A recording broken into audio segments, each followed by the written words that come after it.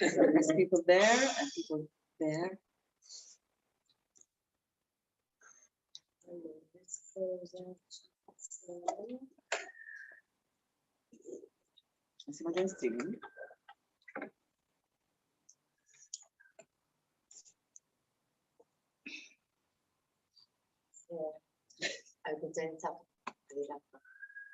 I think so. So welcome to everyone.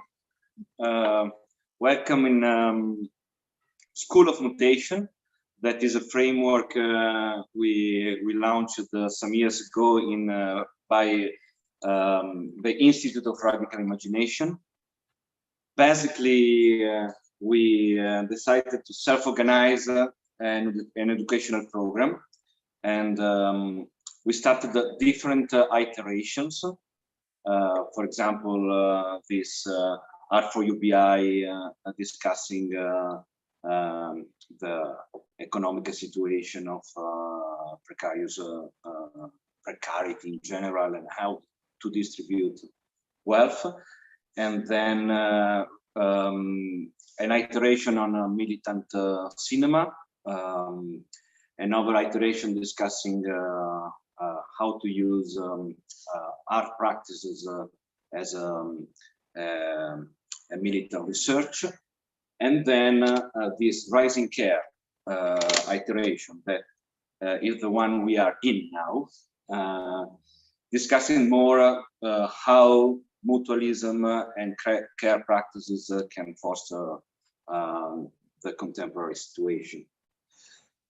And here we are in Kin Lab in Milano, and for School of Mutation is the first time we are matching in presence and online meetings, let's say, because in the past 2 years we always have been online.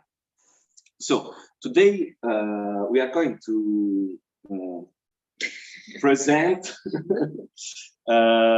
mainly 2 books that are in a way already in dialogue, but anyway never met before. One is this Radicalizing Care, done by Elke, and Elke Krazny is professor for art and education in the Academy of Fine Arts in Vienna. Her feminist scholarship and curating focuses on dimension of labor and social and ecological justice. And currently she works on the book COVID-19, Feminism and Global Frontline Care. And then this Ecologia della Cura, Prospettive Transfemministe, written by Maddalena Fragnito, that is an artist and activist, and at the moment is doctoral student at Coventry University Center for Post-Digital Cultures. And she is co-author of Rebelling with Care in 2019, Pirate Care Syllabus in 2020, and Ecologies of Care, Transfeminist Perspective from the past year. So we decided to set this meeting with 2 rounds, focusing 2 topics. And the first one is introduced by Zoe Romano from Kin Lab. Hi, nice to see you all. It's quite like happy to have this. Actually, this is the first event that we're having from Kin Lab, to be streamed and also to be in presence. These 2 rounds, there's gonna be 2 questions. The first question, I'm gonna read it now. In the past, I've been collaborating with like Maddalena around the Rebelling with Care book, and so we are both working on this topic since some years. And so I'm really happy now that we can discuss about this connection with other books. And so the first question that Ben is gonna help us also introduce the authors and also introduce the relationship with the authors with the books. So both of these books Radicalizing Care and Ecologia della Cura focus on the concept of care as a lens through which articulate struggle, and we deal with struggle since many years. Especially under the pandemic, the consequences of patriarchal extractivism of this planet have spilled over to the social body that has always been involved in care.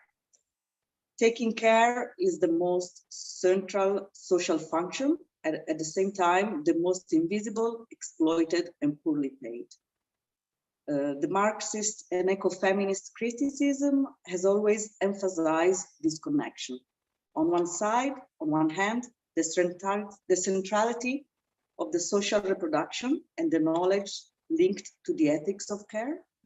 And on the other hand, on the other side, violence, control, and exploitation of care as essential to maintain and repair damage of capitalism. So please introduce yourself, framing this double movement of care and the connection with your roots. Thank you. Start. Okay. So first of all, thanks. School of Mutation, the Institute of Radical Imagination, Emanuele and Zoe for organizing this event, and of course to Elke for being here with us. I just want to start underlining two things that we were speaking about just a minute ago that are related to the strong connection that these two books have. And I think that the first one is that both these books are collections of contribution. So we are just editing somehow, curating a huge group of feminist scholar activists that think, care with us. And this is the first point that we can discuss later on. And then the second point is how we conceptualize care, meaning care is a political terrain. This, I think, are the two main, let's say, point of connection. According to your questions, I think that from the perspective of ecologies of care, is precisely within this, let's say, paradox or contradiction that the book raises. So again, on the one hand, the proliferation of the lexicon of care, the fact that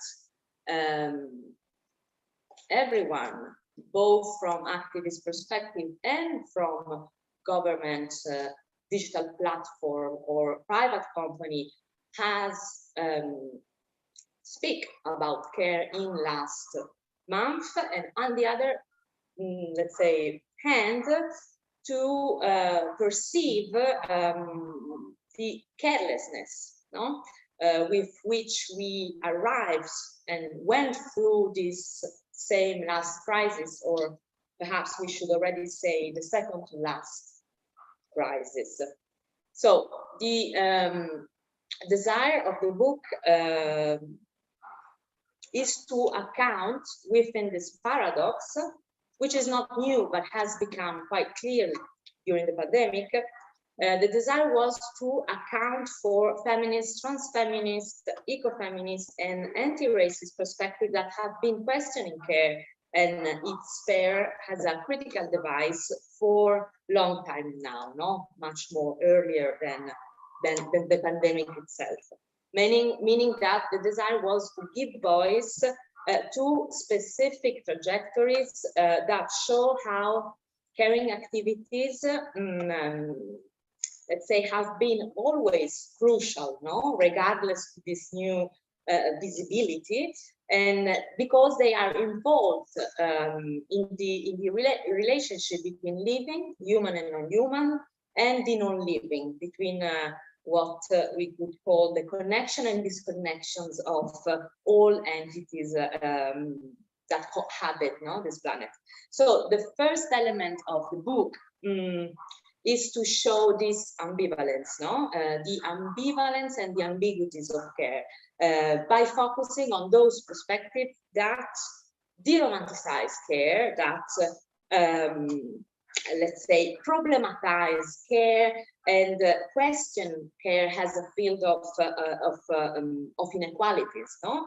Has a practice that is by no means innocent, but rather is always involved in power relation. No, to do so means highlighting how politics and ethics of care, and this is something we have discussed a lot together also with Zoe and with Elke before, are, let's say, deeply informs, no, the assemblage where that we inhabit. No, let's think at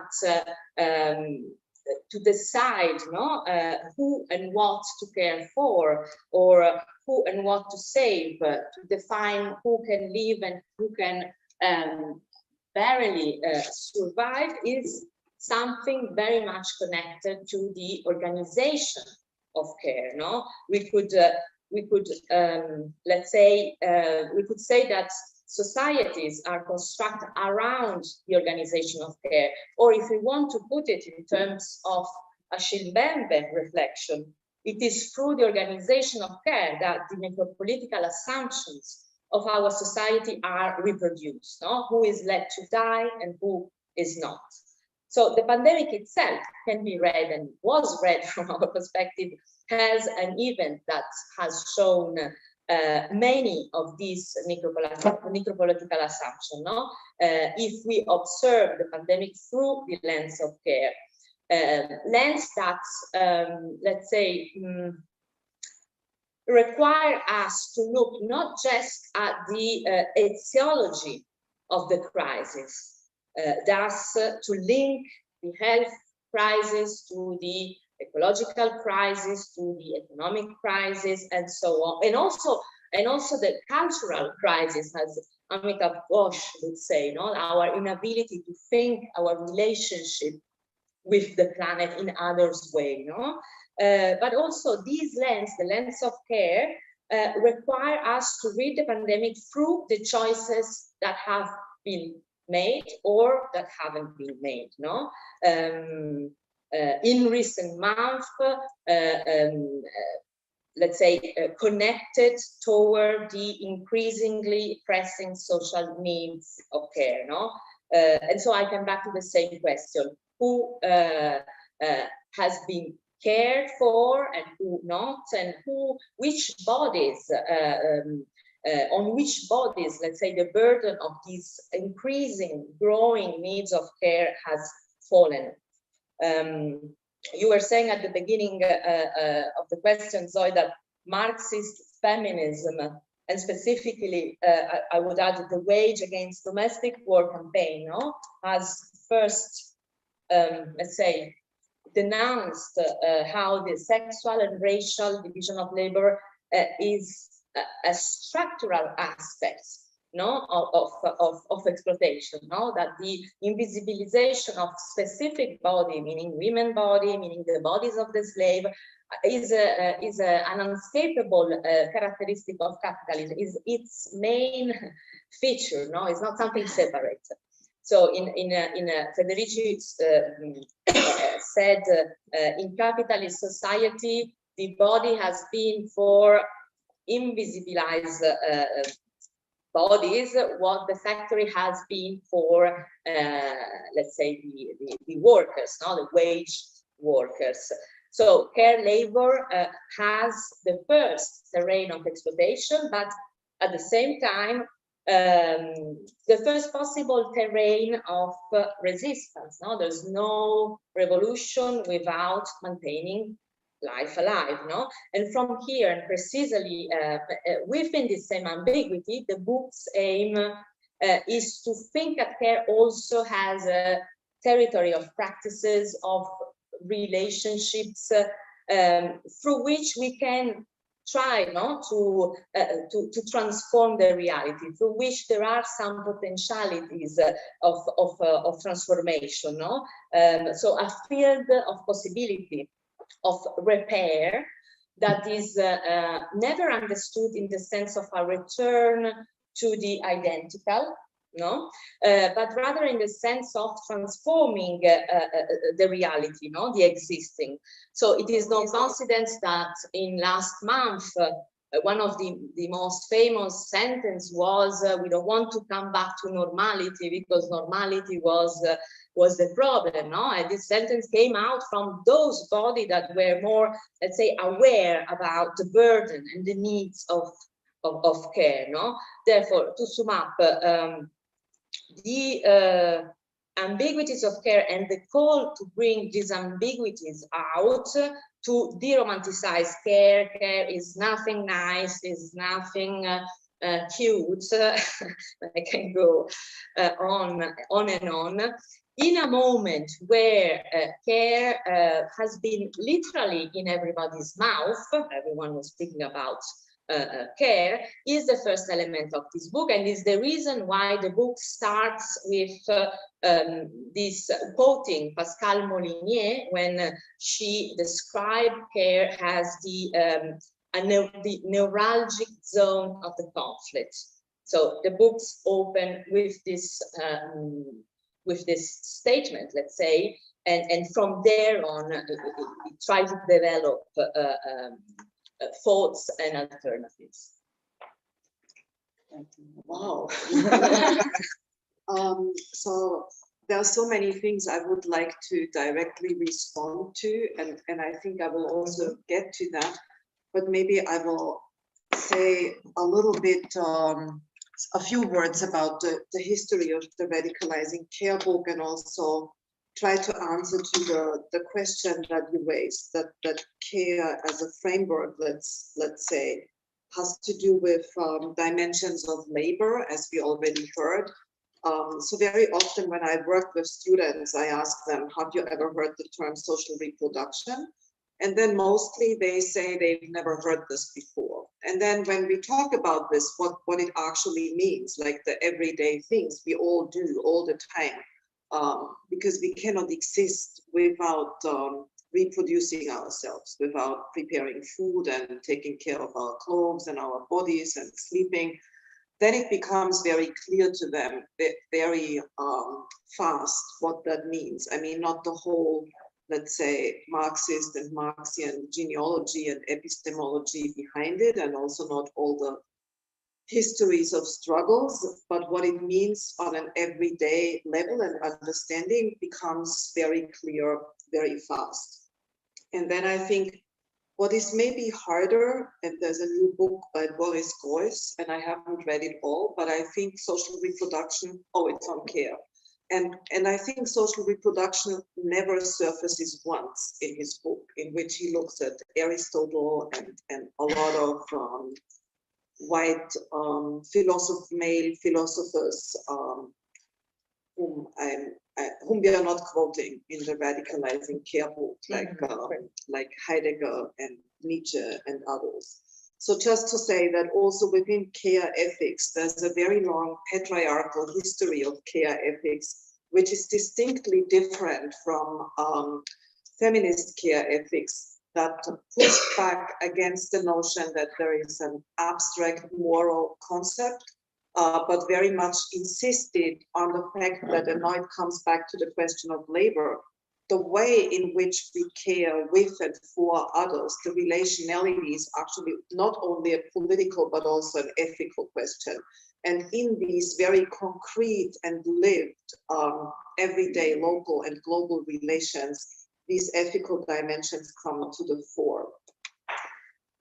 I guess what a lot of the people, like it's more than 30 contributors in the book, and I will come to it in a second, but the other thing that I wanted to add, like personally, is that I'm really interested in the dual notion of care meaning pure or healing, but also etymologically meaning to worry.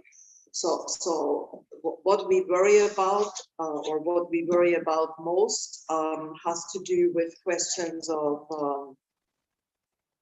of caring and of healing. And I couldn't agree more with the fact that it's not fuzzy and more kitschy and romantic, which I think is very often being argued. The book has a longer history in the making. So I think yours started in 2020, already in the pandemic. The Radicalizing Care volume has started four years ago in 2018. So we could say in a different world. And it started with a symposium that was titled Whose Cares? And so there were brackets after the SE. So like you could read it like who cares, but also whose care or whose cares in plural. So we tried to think about who are the people who care, who have to care, who cannot choose to care maybe or not to care, but also what are their cares, their worries, their concerns. And it was specifically starting from a curatorial project in the Schwules Museum Berlin, which is more than, it's the Gay Museum Berlin, which is more than 30 years old. And they never had an exhibition on lesbian or queer feminist culture. So for 30 years, they existed with a very, let's say, male-oriented gaze or way of collecting. And two of the editors, Vera Hoffmann and Birgit Bosold, they curated what they called a year of women at this gay museum. And then we had is the PhD seminar at the Academy of Fine Arts in Vienna. We collaborated with them for a symposium, bringing people together who thought about curating, which shares the curva Latin root that care also shares etymologically, to think about questions of social reproduction in art making, but also questions of hegemonic reproduction in curating. So how these conflicts that have to do with notions of visibility and invisibility come together in curatorial labor. And I think one of the big questions that a lot of the people who were writing in this book share is, so on one hand, visibility is maybe necessary to understand what invisibilization does in political terms to unfair labor conditions. But then on the other hand, we can say making caring labor visible has not necessarily resulted in a different politics or a different economy. So it's one of these many contradictions or zones of conflict and paradoxes. And the other question, a lot of the people writing in the, or contributed to the Radicalizing Care book, is how to move from ways of seeing care to ways of performing care or doing care together with others. So I think that's one of the large strands. And the last thing I want to add now is that the curator historically is an individual. So a one-person enterprise or a one-person way of working, both within museums where curators were historically found in the modern museum institution, where they were in charge of caring for collections. And today, as we all know, there is a decades-long history of neoliberal curatorial labor that very much celebrated the curator as author. And what a lot of the contributors of the Radicalizing Care book are concerned with in their essays is how to curate collectively, so together with others. And I think that comes back to the labor and ethics question. So how can we share labor in a more ethical way and bring what is conventionally called the backstage and the front stage in a different relation with each other.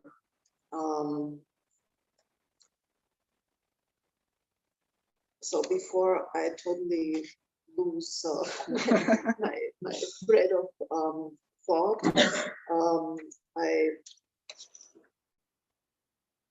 I think I haven't said much about struggle.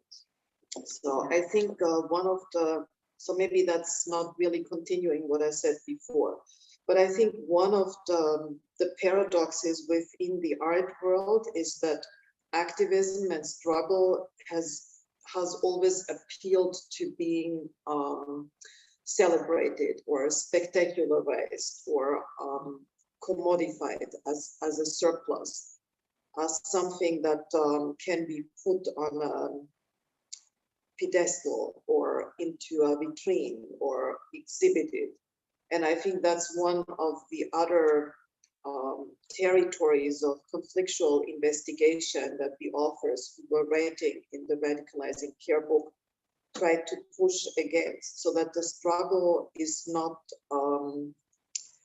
disowned by aesthetic washing or by care washing or by spectacularizing. And I think this is maybe not so much a concern in the world of real feminism or the real world struggles, but inside the art world conditions.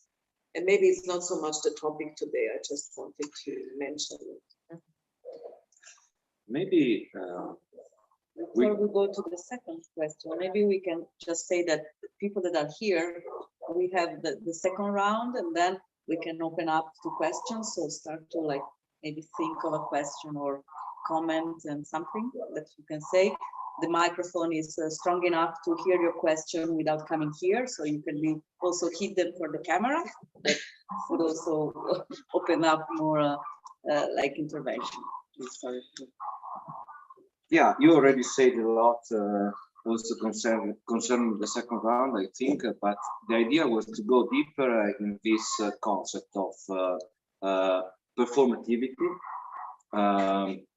For example, I picked up a quote by Karen Barad from the book of Elke, that is, theories are living and breathing reconfiguration of the world. And so for Barad it's very important, no? This like she has this concept of being agent of the real, so that these care practices are able to make the world. And in many contribution in radicalizing care, there's this central concept of how practices of care are detoxing the normal, no? Creating safer space, creating decolonizing a public sphere, and so on. But on the other side, I have to say, maybe this is my feeling, but in the past years, for example, in contemporary art, many programs are full of this care concept and decolonization and queering projects and so on. And for example, also in the last week in an assembly here in Milan concerning the war in Ukraine, we had a debate recognizing how in the borders now in the Eastern Europe, there's no institutions and it's full only of self-organization and mutualism and taking care of the refugee in a self-organized way. And on the other side, the states and institutions, for example, in Italy, are clapping hands to this self-organization, and on the other side are investing in weapons, cutting the water system. So it's another example, no? How maybe we are facing an institutional move in order to acquire these language topics and so on, that I have to say are quite central. I mean, are not like in the outskirts. And on the other side, as you both already mentioned, that there's no coherence in between the economical moves, the political moves, and so on. So this second round would like to go deeper in how we can make the difference, or what does it mean, radicalize the concept of care. Okay. So I will take it from her. I think that we need to keep in mind that not just during last 2 years and not just in the art field, care has become, quoting Cristina Morini, a code, no? So a know-how to put to work and mostly a government strategy. So that again, I quote again the Wage Against Housework Manifesto, but that wonderful incipit that states, they say it is love, we say it is unwaged work, is, we can say that we are in already some decades where this quote has expanded throughout nowadays working conditions and relation, no?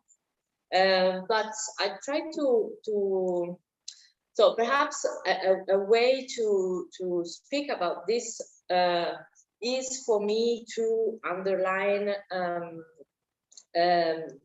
let's say, how my reflection on care have started, no? Before questioning thoughts and theories, no? And so to remember always how I came to care, we came to care through activism, no? Through collective practice that have emerged in a period of strong labor precarity, no? In the artistic and the cultural field industry, let's say.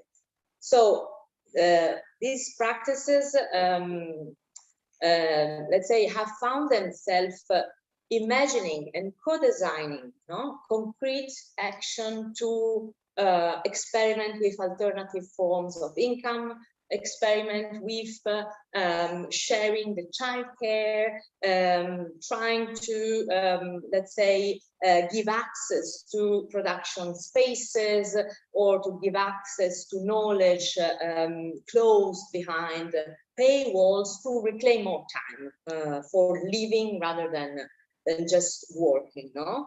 So sometimes we have conceptualized these practices as new forms of instituting. Other times we simply call it as a, let's say, community of mutual aid or collective care, no? But also we have called this this doing and undoing together as forms of radical care, pirate care, unforeseen care, and many other ways. But this, it was to underline how the how was essential to somehow accompany the critique, no, the construction of the dominant capitalist model to the prefiguration of other worlds forms, no, other logics of relationship between us and our kids, between us and non-human entities, and so on. No? So putting directly at the center the materiality, the body, as you were saying before, no, the life at the center, making care a logic of doing and thinking, and thus performing care differently, no, with other ethics. So this is just to say that coming to care with, let's say, projectual or organizational and collective dimension linked directly to the needs of subsistence on the one hand, but also to the link to the let's say to the research of collective strategy for living better, has raise me a question that would be, are these co-designing counter-institutional attempts, forms, like different forms of governance, new value metrics, forms of social ritual, as you were saying in the question, are these forms of disrupting capitalist care, of radicalizing care somehow? I don't know. Throughout, let's say, the book, there are many perspectives, many, let's say, point of view, geographies, and also different disciplinary fields that speaks around this possibility. No, I think that the important thing that also both books, let's say, share is that books becomes like a space where to discuss and also where to consider frictions as generative, whether the aim of these books are more connected to building and generating more questions rather than somehow finding close and often unfitting answers. No. Having said that, I think that there is another element that can help in this issue, and is an element which all the contribution of the volume are articulated. So not only the ambiguities of care, but also the multidimensionality of care. No, that is an element that probably is able to challenge a bit the reconfiguration of care labor under capitalism, in particular under the digital economy, I would say. And here, when when trying to somehow escape from, let's say, from understanding of care only related to the domesticity or to private spaces, and when you try to somehow expand this concept and thinking care has a form of Don Haraway would say responsibility, no, that engage forms of circularity rather than binarizing care, no, meaning breaking a bit the separation between who is cared for and who always care, but also breaking the separation not just on the level or the discussion of labor, but also in the level of the logics of care. For instance, there is Anne-Marie Moll that we have discussed a lot, which is a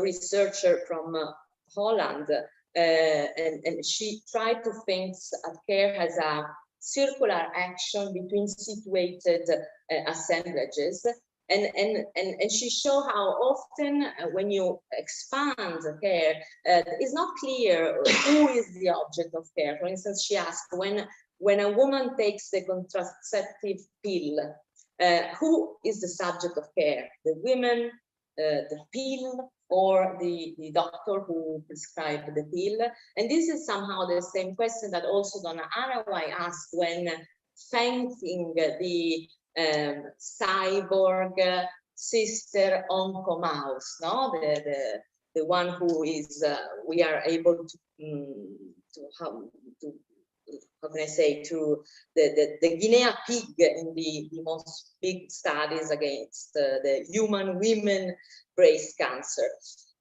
So there are, let's say that from the feminist studies of science and technology, there are different ethics of care that rises and that are very useful, and we can discuss it later, to bring other logics of care on the table and try to somehow re-perform it, trying to avoid the normative capitalist way care is performed?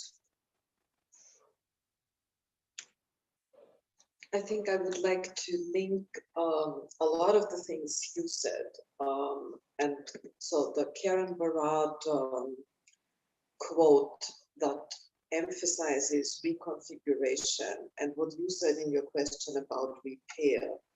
I mean, how we maybe move beyond seeing reconfiguring and repairing as two different things, but actually begin to understand how repairing something may not necessarily mean that it is repaired as it was before, so that we bring it back to the perfection or the not seeing the stitches or the way it was repaired, but actually reconfigure it while we are repairing it.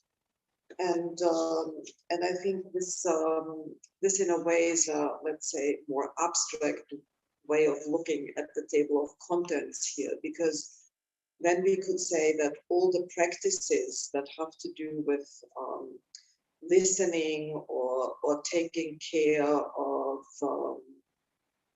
social housing systems or taking care of infrastructures in urban environments with curatorial practices actually converge in the point that care is not a one-time act. It's not something that you can just stop doing.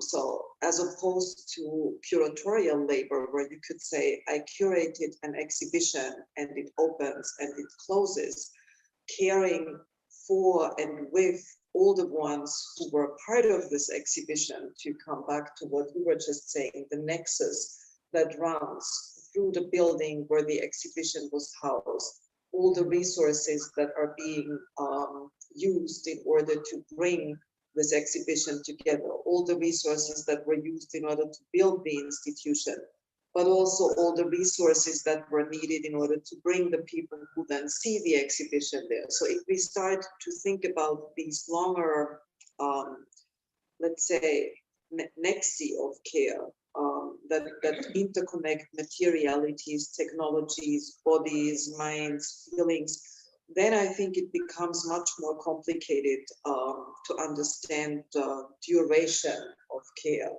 and the performativity, but also the violence when it stops. So I think the way in which we think not just about spaces, because I think very often institutions are being thought of as sites or spaces, but I think it's really important to think them as temporalities of care and how they both extract time from people's lives, but also can generate in generous ways how time can be invested together and not only spent together.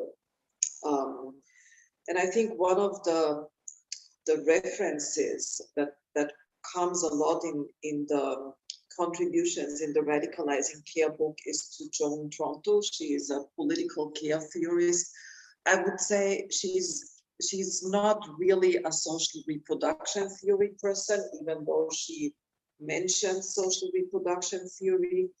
And she also is not really aligned with historical perspectives of care ethics like Gilligan and others. She developed a framework of understanding stages of care that have a lot to do with the temporality of care. So she starts out by saying, first we care about something. So we actually want to understand what it is that needs caretaking, and then we care for it. But what she doesn't really write about a lot is how we get to caring about to actually caring for.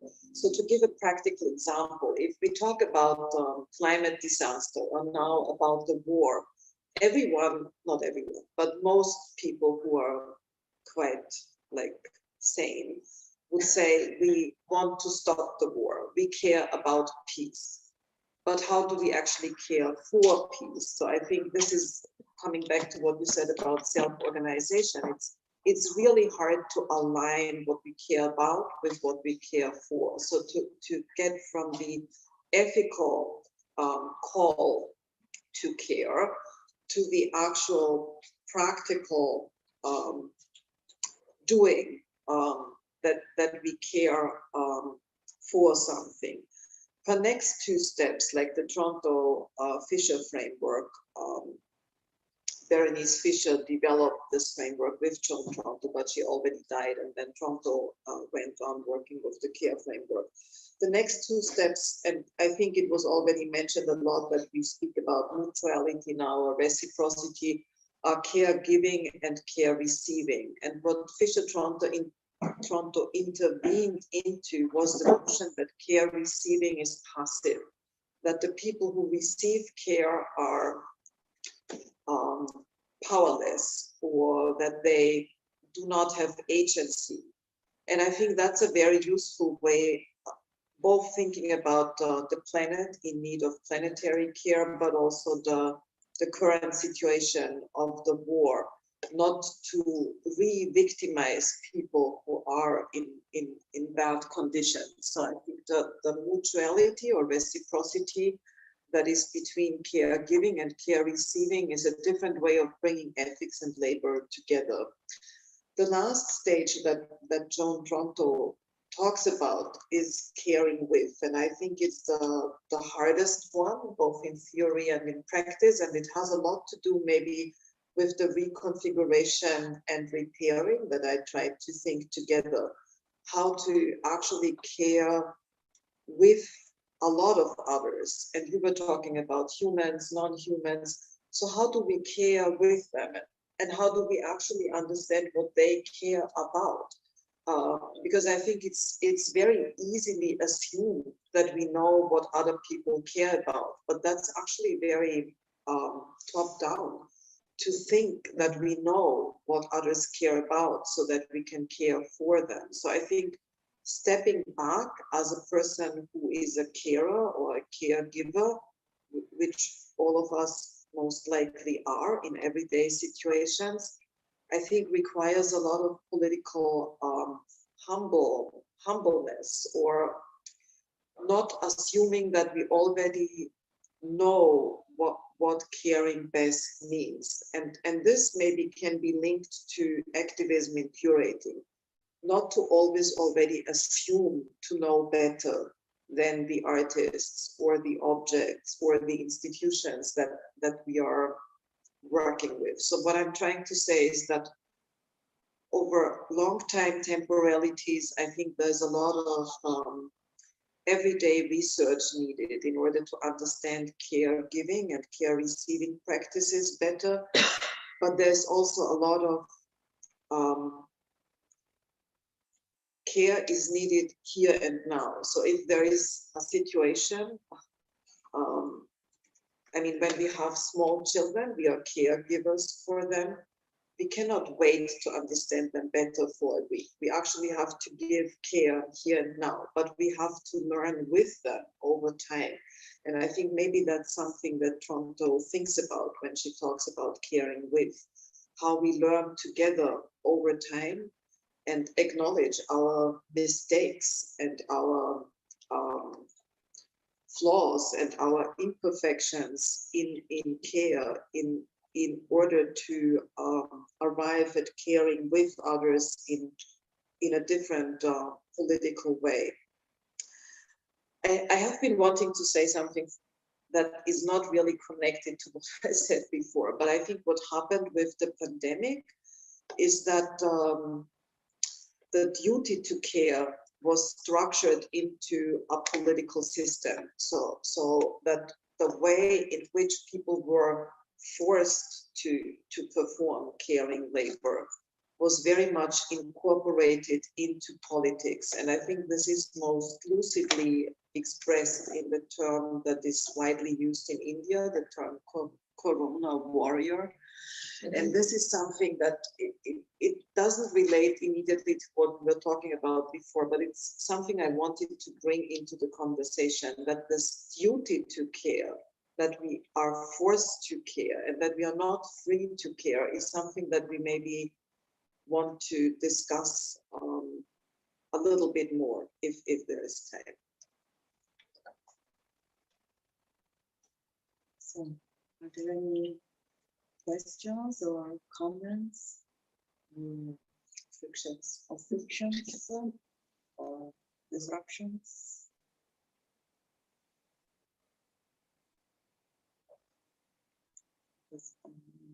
From online, I don't have. I'm watching YouTube, but there are no questions. So I'm not sure if from the Institute of Radical Imagination there's some questions. Because I'm monitoring YouTube.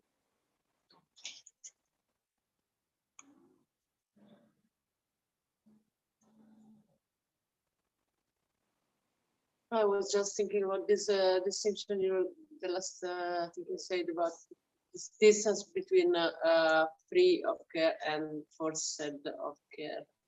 And I was trying to embody Chan and doing it. I would like to, can we open up a conversation about that? Because it's not clear, so I have intuition, but I mean, so I think in a much older discussion about this, John Toronto differentiates between those who are free to care. I mean, those who actually have the time and the resources and let's say the agency to actually care for their loved ones or for others, and those who are not free. And those who are not free to care are very often forced to care for others. I mean, I think this is a very, let's say, traditional way of explaining this constellation between free and forced. That also has a lot to do with the conditions of slavery and the conditions of capitalist extraction of caring labor. And vis-a-vis the pandemic, I think there has been like a shift in how pandemic care, as we all know, was then reconfigured as essential work, as something that has to go on under lockdown conditions. So the essential workers like nurses, but also the cleaners of streets or people who work in the infrastructural sector, they were all reconfigured as essential workers, the ones that have to leave their homes, that cannot shelter in place. And you could say they were forced to care because their professions were then declared, so in German, which is my mother language, they were called the ones that are relevant to the system. And in other languages, they were called essential workers. And I think this new essentialism, if you will, of labor is a political system that forced certain people to care and afforded others to shelter in place. And that's what I was thinking about when I was thinking about the pandemic conditions, which continues the let's say, tensions and contradictions and violence between free and forced, but I think in a new way. I hope it was clear. yes. I actually have another question, if it's possible. That is, who do you imagine to read your book? Both of you, in the sense that I know that, I mean, I read part of it, not all of it, of those, and somehow it's, I mean, the concepts sometimes are easy, sometimes are more complex. So I was wondering, when you were like collecting the pieces and curating both of the books, who were imagining to read the book and who could benefit, or who could you suggest to read the book? I can say something worse. I mean, of course, it's not is a collection of reflection, but what we have tried to somehow how can I say,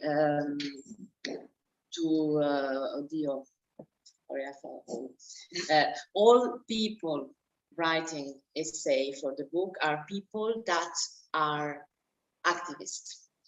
And so the point for us was also to try to make reflections on those practices from Guatemala feminist collective to the PAF mailing list on trans health justice. So they are all subjects or communities that that have their own public somehow, Yes. no? And so this is a way to not close the book in the shelter, but to somehow have a little and not often combined words or publics that are related to the book. So you Parts of imagine like making bridges between different clusters of activists Yeah, that are working on care. Yeah, So exactly. sometimes it's an easier way to make some connections and allow this group of activists to also know about the practices of others. Yeah, and also allow a group of activists to make space for some reflection, no? And also this is something related to the economic politics of the book, no? So yeah. But also maybe policymakers or This is a good question. What do you think about that? I'm not so. Shall we ship it hopeful. to some policymakers? Yeah, I think that's a good idea. A gift is always welcome. Like, we cannot return gifts. Isn't that how it works? So the other What day, about you? I was just looking at the table of contents again. So a lot of the people who agreed to write and contribute, they are immigrants. They have left their place where they were born, and they have moved to another place. So they write with this shift, I would say, and they also write from different parts of the world. So some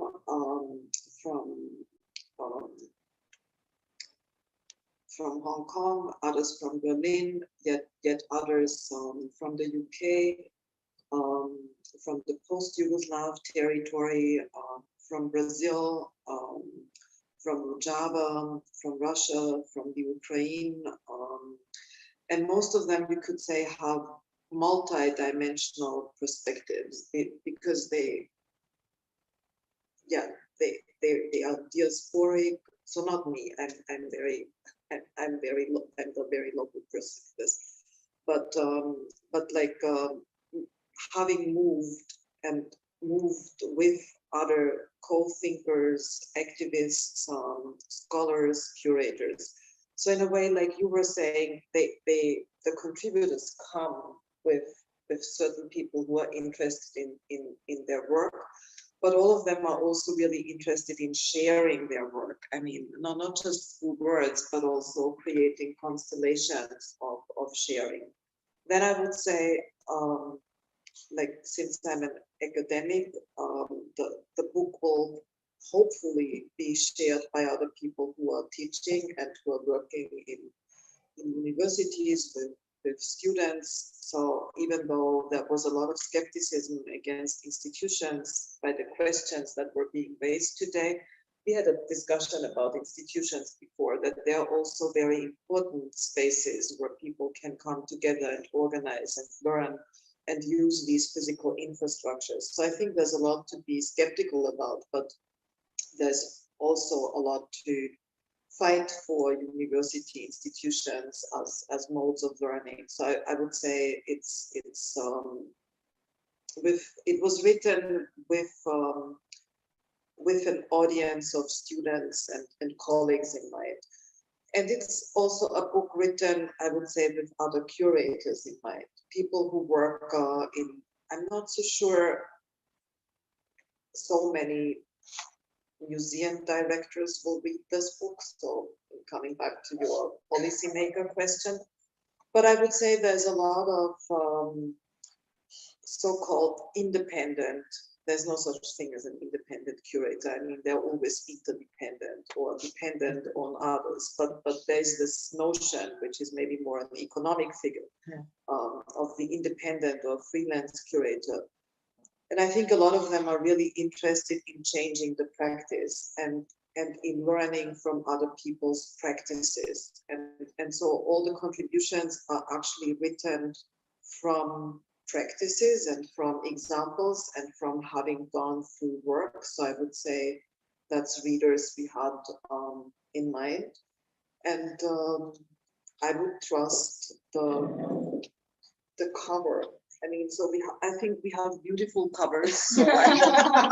So I have used what you have used here. Nurses fought COVID. Now we will fight the police. I've used that in lectures. And so I think touching books and their physicality is something I really like to do.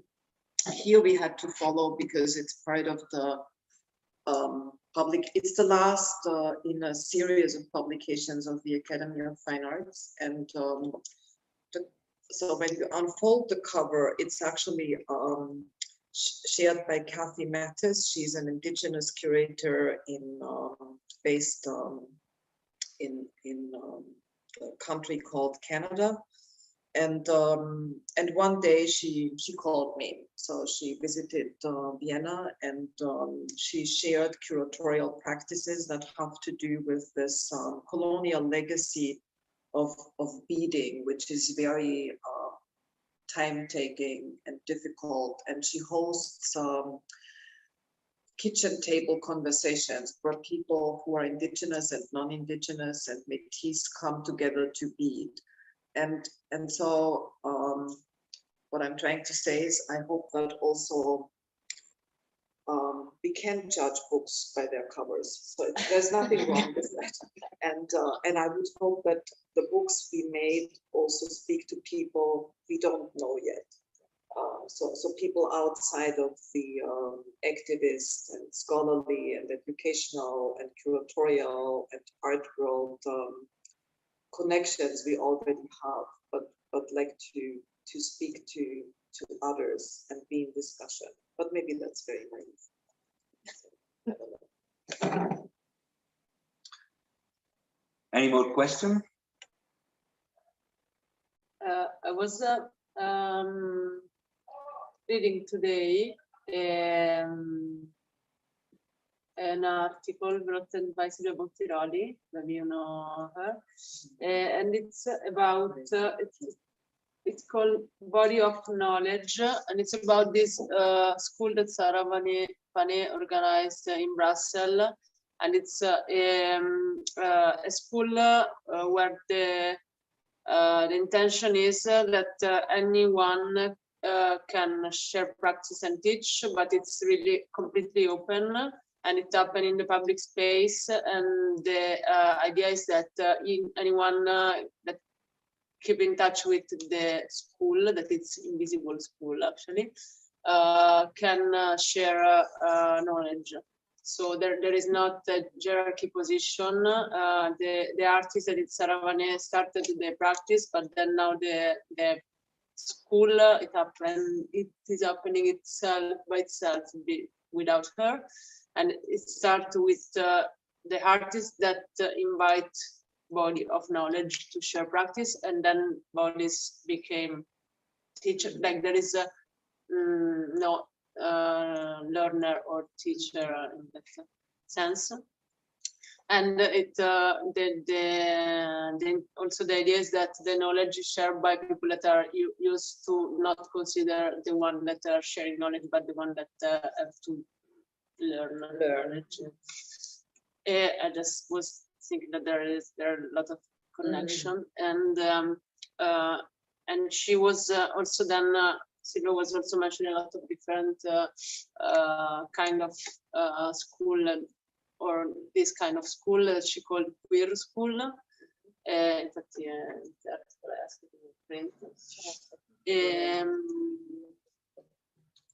and it's super interesting because I open a lot of questions about this idea of also what you were talking about, who is the care subject, and yeah, I was relating this thing to that. And I just asked to not print it because I have difficult to read online. If I did it today. No, and then I was still thinking about this idea of sharing knowledge through practice. That it's obviously it's the main. It's how path works. This place where I used to go. It's called Performing Art Forum, and it's owned by many people. And the idea is that there are some rules. So when you go there, it's a very huge building, and there is a lot of different people passing by every time. And then sometimes there are meetings, a specific meeting of 10 days. So many people come and live together for 10 days. And the idea of collective care is really a practice in that sense. The rules of this place is the doer chi fa decide, the doer decide, and don't leave traces.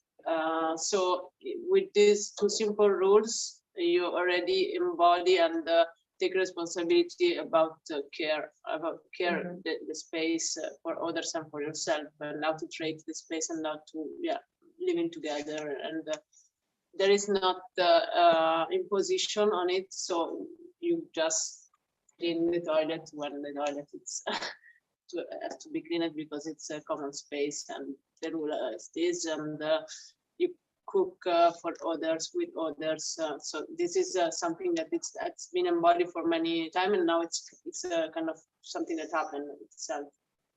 No, basta. I want to just share this connection and thought.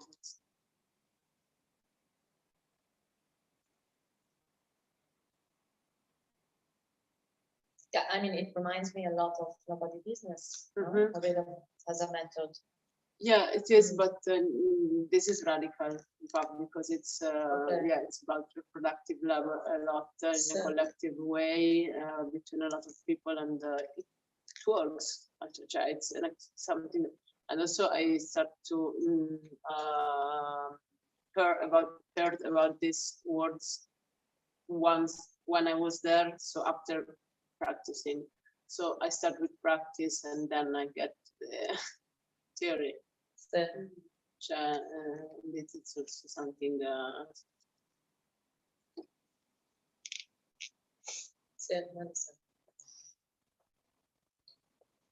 because of course then there is also a reflection that keep going about collective reproductive labor and performing art connection, because there are a lot of people are performing art field. Yeah, and I was also I continue thinking that it's frustrating. Sometimes it's frustrating this, or it's too much. Like you're there and it's like, oh my god, I have to take. I really I want to go to my house alone, and I don't want to cook for 100 people with 10 people every day. There is a balance between the generosity and the capacity to be in that situation, but also the commitment that you have to do with this every day. So there is it's also disorienting and sometimes harder. So then my experience when I leave, I feel also relief, and then I miss it. So there is this struggle or this tension between.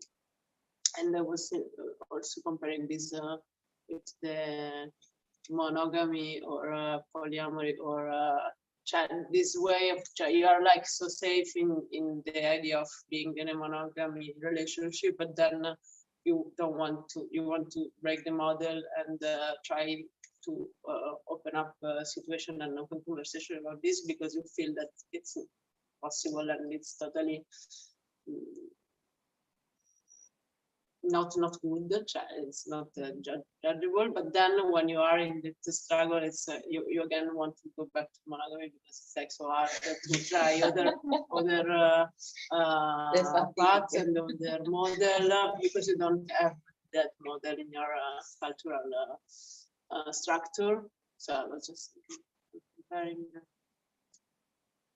things.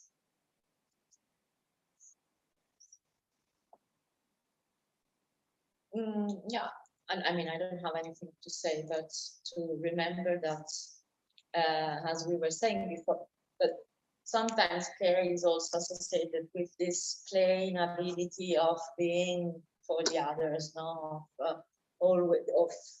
always, yeah, bodies available, no, for other needs, but also for our other expectancies, like probably in this case.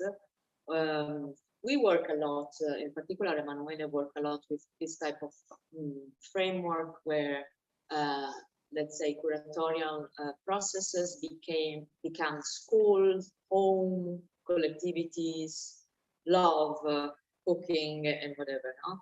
And I sometimes I let's say, cross this situation also in a very happy way, but still I always think at this idea of cats that Maria Puig de la Bella Casa brings, which is, we can't care for everything.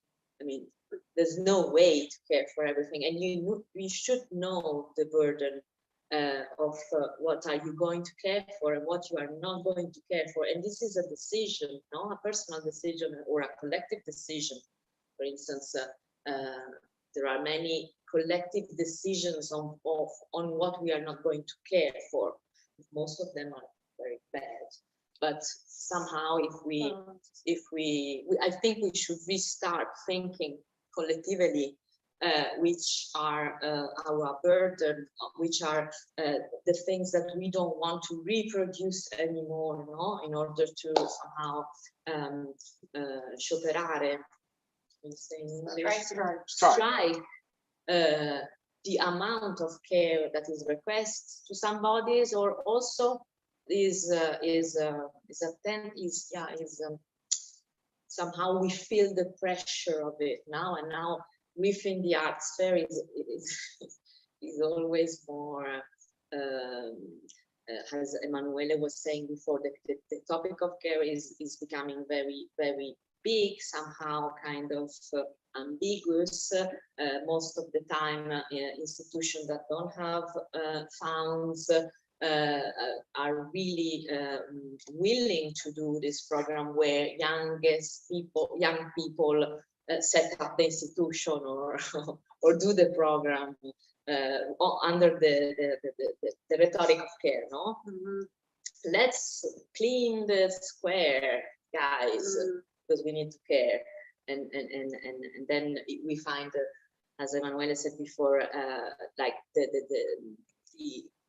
administration that calls activists, that calls collective, asking for works, care labor specifically, that should be paid, that should be somehow fulfilled with tools, knowledge, and the time for experimentation, let's say, and instead is set for free, no? Because you are cool if you care. So there are a lot of contradictions that are coming into the art field, the theater field, and are the one that we were speaking about before. And so this is the reason why this is not sufficient, but still remember how we can't care for everything. So how death is close to care as well as life, no? So it is important to keep in mind that we need to decide what to care for. Can I add something? Also, maybe relaunch the ball to Elke, because Sarah was mentioning this horizontal sharing of practices like as a way to understand the relationship with the other in this self-educational sharing of knowledge and so on. Also, for example, the School of Mutation that we are in, it was intended in a way in this framework. So we do proposals inside the institute, the ones that are gathering like you now, maybe the next time can do a proposal, no? And we are fostering in this dialogue the contents and so on. On the other side, I have to say, in the last years, in my experience, sometimes you need also to recognize like another like density, consistency. For example, this book, no, is a consistency that you can feel that is something different, and that's why you are on the sofa in a way, no? And so in sometimes in this gift economy, I feel also the need to learn by someone, no, that is more like able to teach something. And so, for example, I answered to myself that this taking care and giving care relationship has not to be like fixed in only one way, no? Only one mode, or with an ideological approach. So no individuality, no it's collective is good, sharing and in a horizontal way is good, hierarchical is bad. I answered to myself that we can be more schizophrenic, and it's healthy to change a lot, because both these modes and maybe we can find a lot of modes are good.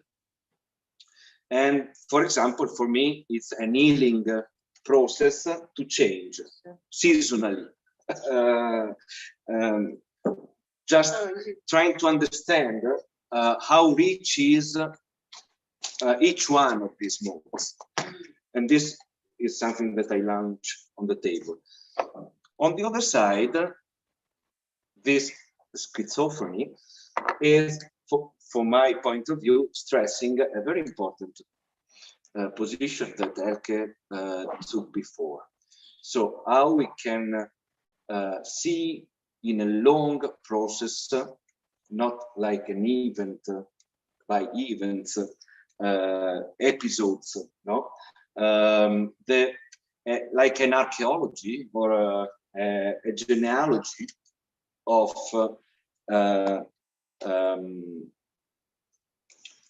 relationships, cares, processes, no? And so on. And so, but also in this case, there is a subject, there is a reader, there is something that has to be done in order to be readable. And I think I feel a lack of this work, because, for example, in 10 years, 20 years, going from the micro politics to the geopolitics of care. You are writing the book about global care, and but I think it's a challenge, no? Well, we were just talking about that. I mean, there's so much published on care that even if you were a full-time reader and didn't do anything but read in the few languages one speaks what is being published about pandemic care, you wouldn't be able to absorb it. I mean, so I think there's a huge gap between, let's say, scholarly knowledge production on care, sociologically, political science, policy studies, cultural studies, medical humanities, environmental humanities, that it's really, there's no single reader who could absorb all that. But we were actually speaking about the huge gap between all this knowledge, critical knowledge, and the realities of care that are changing very slowly and actually, if you will, not to the better. And while we were describing the setting with the food, I was actually writing down caring and organizing. I mean, so I think we have to have somehow time for both. I mean, time to perform this caring, but also time to organize ourselves alone, but also with others, how to care. I mean, in a way, coming back to what you were saying, that it's not the same every day. So I guess one of the biggest preconceptions or what is being said about care is that it's repetitive, that it's the same every day, that you have to wash the dishes every day, that you have to take out the garbage. So there's a lot of things that have to be done every day and they have to be repeated, but maybe they don't have to be repeated by the same people every day. So I think in a certain way, that's where the organizing becomes really important, and also the politics of organizing. I mean, not that it's anything new what I'm saying, but I'm just saying what I'm trying to say is that in the art world, maybe only certain things are being organized. Maybe only the cooking is organized, but not the taking out the garbage. So maybe there is still certain parts that are more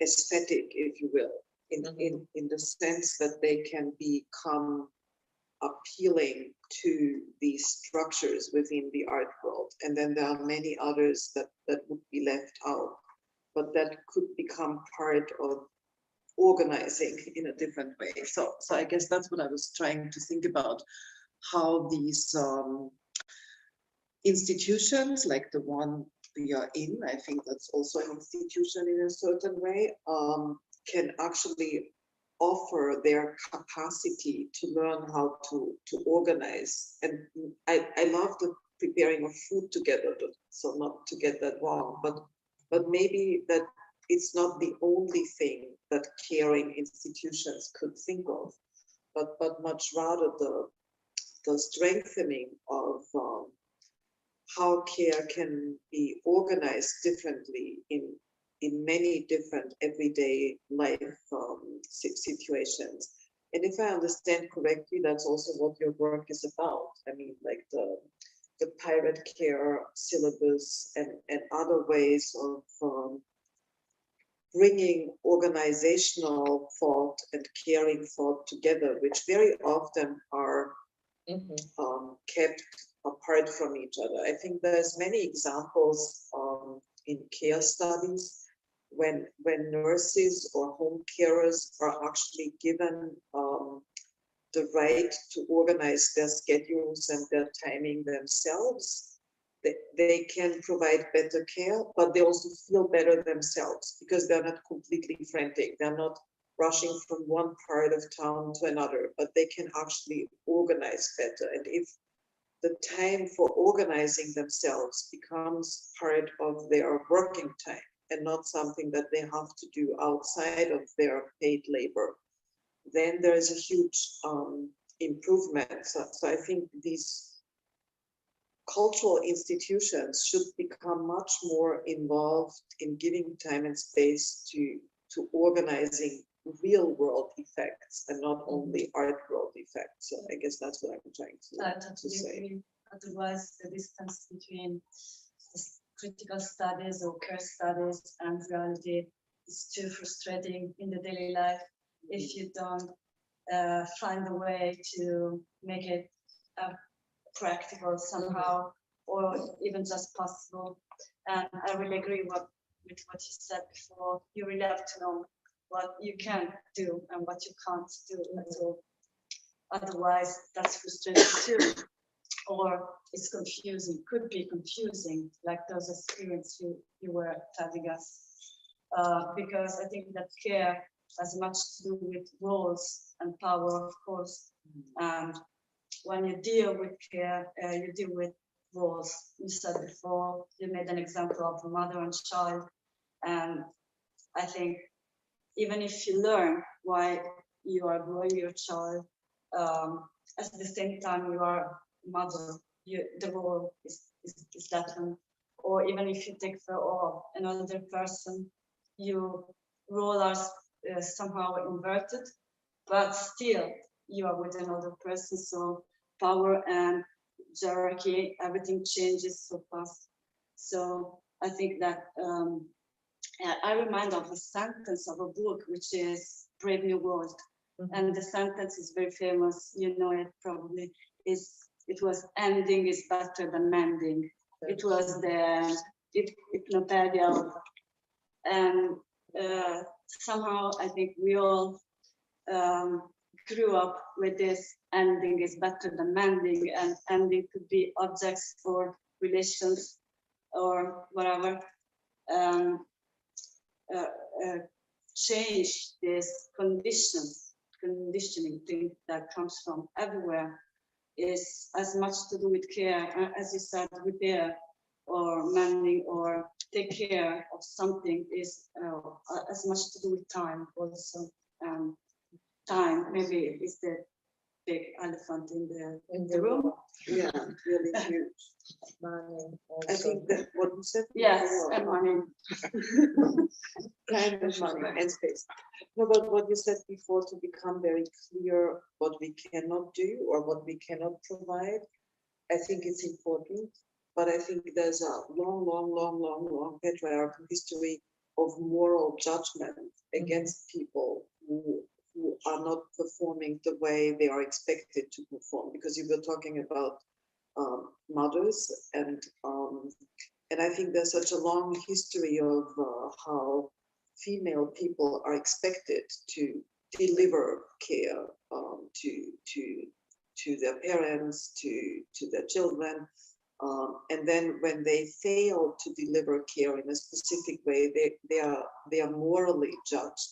And so I think what you were saying is really a very political statement to understand together with others what it is that at a certain moment one cannot care for.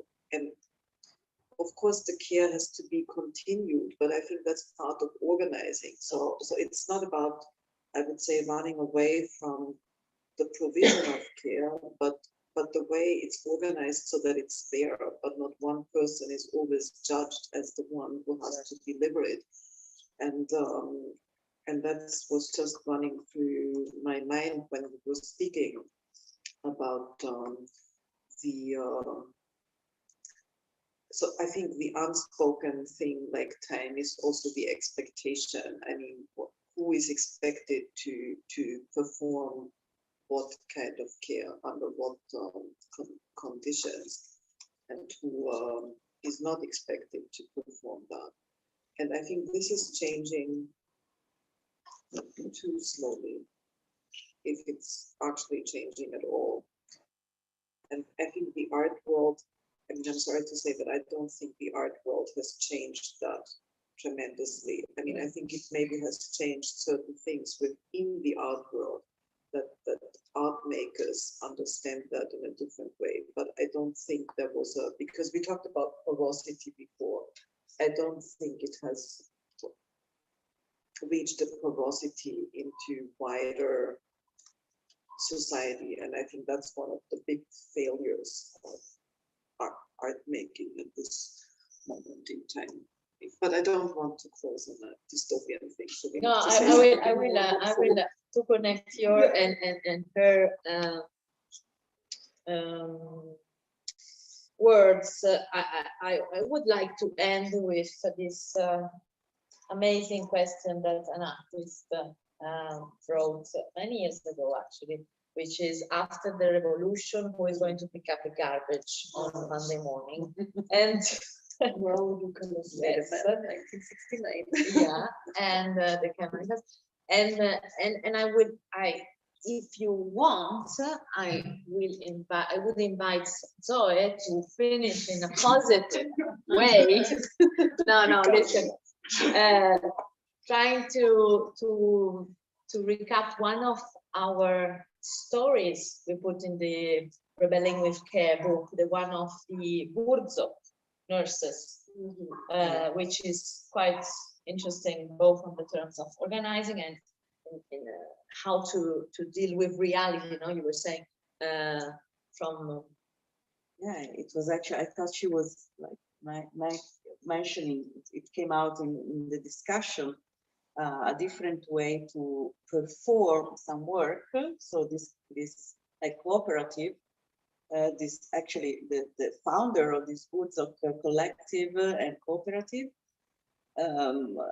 unhappy and really clearly becoming aware that the way like nurses were organized in like traditional care work was taken and bureaucratized by managers. Usually what happens is that managers come and they decide how much each activity that they perform should last. And so they create, is like tailorizing, like making the factory an act of work, like the care work should become like a factory. So you should take like 10 minutes to give like a puncture and then go away. So they had this kind of different patients living in different houses and working in a territory, and they should perform and spend 10 minutes there and then move to the other person and take maximum half an hour. So everything was managed by time, and each act was defined the way it should be performed. And so he said, no, this doesn't work, but he didn't try to change it from within, but he created a new organization, a cooperative, and divided the nurses in self-organized teams with maximum of like 12 people. And the nurses had to perform some tasks, but they could organize, self-organize the activities and decide how much time to use in each activity. And the only management that would intervene in their work would be about conflict solving, if there was conflict within the team of 12 nurses. And actually came out after years, that after some years of work and experimenting, and actually the way they worked created better results in people becoming solving their care problem, or like also the finance indicators were positive. But also labor conditions. And labor conditions were positive, and satisfaction of workers was positive. All the indicators were positive, because the fact that when I come to you and you don't need just a puncture, you feel as a nurse that I need to sit down and talk with you like for 10 minutes, that completely changes the process of taking care. And that cannot be decided by a manager. It has to be decided by the person taking care. So this is something, and everyone, a lot of like international like hospitals and other organizations are studying their model and importing it in other countries. So I think this is somehow a positive example. Yeah. That's why you wanted to. Yeah. Thank you. So I mean, it's not just a matter of self-organizing in a way that like bottom up, but you really can like organize a formal organization in embedding these values, and also be competitive with classical like organization that are using old models to deal with like areas of our like society that cannot be like managed like we make like buttons, or like we make garments, or we make objects. Okay, it's a totally different perspective. And so I think we should take an example, and hopefully some other cooperative are gonna take example here. I hope. Shall we? If you all agree. Oh, no. We have another question. It's just to connect to what you just said. I joined late and I'm not really into the topic, so I'm not sure it has to do with what you're saying. Right? I just couldn't stop thinking about the idea of friendship, how friendship is related to care. And relating to what you said, I feel that it works very well. Like caring, the idea of care works very well when there's like a good relationship with the person you're caring for. And so I'm thinking how friendly spaces and environments really affect the idea of care. So if we embed in ourselves the idea of creating friendly spaces, maybe this can be. I also feel that sometimes in art environments, this is not something very common. Not friendly. No, it's very exceptional, Yeah. not very inclusive, but maybe it just needs, maybe you just need to say hi or Yeah. So I, smile or something like this. It's already changed a tiny bit. And I'm not sure how this can go into policy and work paper, but I mean, I agree, but I also disagree in the sense that I don't pretend to be friends with all my colleagues. yeah, So we shouldn't, in my experience of work, it's good to like have this kind of like working within a friendly environment, Yeah. but we shouldn't confuse it with friendship. with friendship. Yeah, I Okay. totally agree. Yeah. So sometimes when you talk about this, it makes me, I mean, sometimes it gets confused, especially Yeah. for young people that are getting into work. Yeah. You don't need to become friends with all your colleagues. It's not a problem if you don't like part of, I mean, his character or her character, doesn't matter. But Yeah. there should be a bridge within a friendly environment. And that's what I agree with you. Yeah, I made a very quick jump from friendship to, but I totally agree. Cool. I think I wanted to say the exact same thing. So I really like the notion of a friendly environment. Yeah. So an environment that tells people that they can be at ease, if you will, or that they are welcomed. So not an environment where you feel you are each other's competitors. So that's how I would describe it. So because a lot of workplace environments, but also the art spaces are very competitive spaces. So I would say non-competitive spaces for me would be friendly spaces, or that would be part of that. But I guess when it comes to working with colleagues or working with your neighbors, I didn't choose my neighbors. I mean, they were already there when I moved in. So they didn't choose me either. And my colleagues also, I mean, some of them chose me. That's how it is in universities, but others didn't. So, so I would say there's much more, I think, need for caring for each other and about each other, even if we are not friends. I mean, that's much harder. Yeah. I would say that's maybe like a concept like solidarity or collegiality. And those, I think, are helpful to understand how workspaces can remain friendly environments without having to be friends with all of them. That doesn't mean that I can't have friends in workplaces, but just to say, I really wanted to build on what you were saying, because I had the same notions of what you were bringing. But I think working for friendly spaces is a big task. So you're naming as a big task to engage in that. I'll take that home, so to speak. How to make institutions friendlier places. I think that's really that is important. question.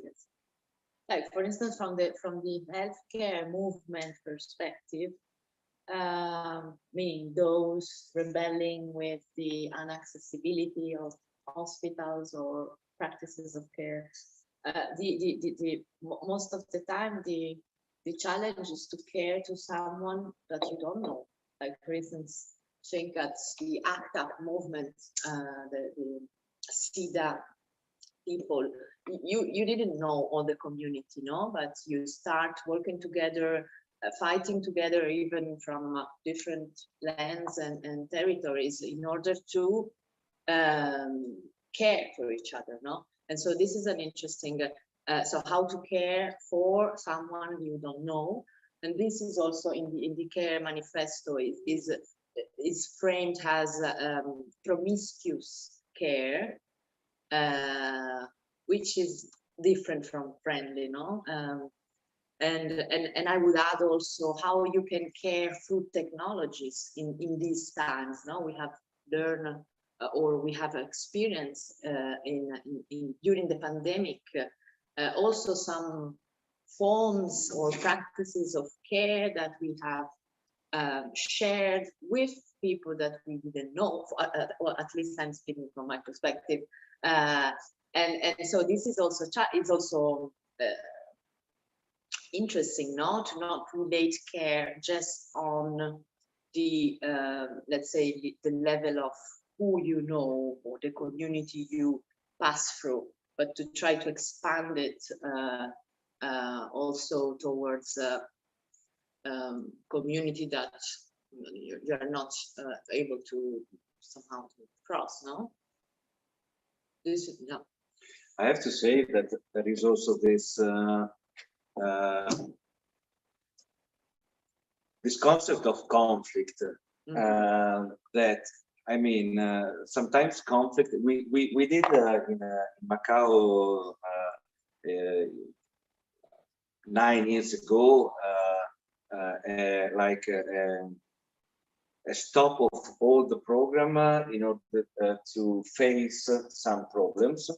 And it was really related to violence and also sexual violence and so on. And we suspended the program for 1 month, and we did like daily meetings, and it was called Staying the Conflict, because, yeah, in a way, there are troubles, and sometimes you have not to avoid them.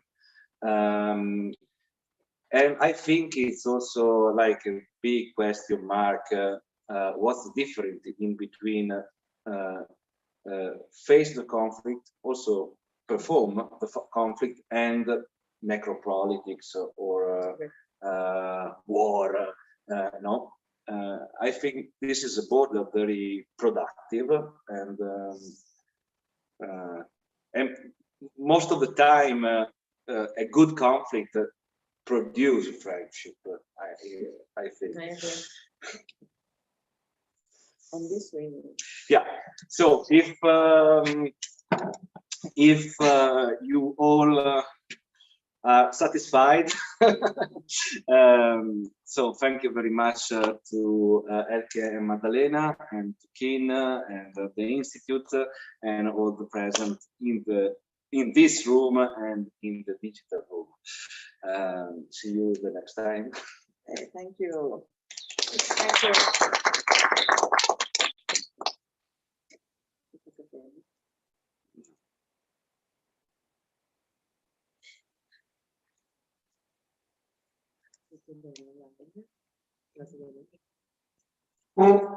Siamo fuori, sì. Fuori.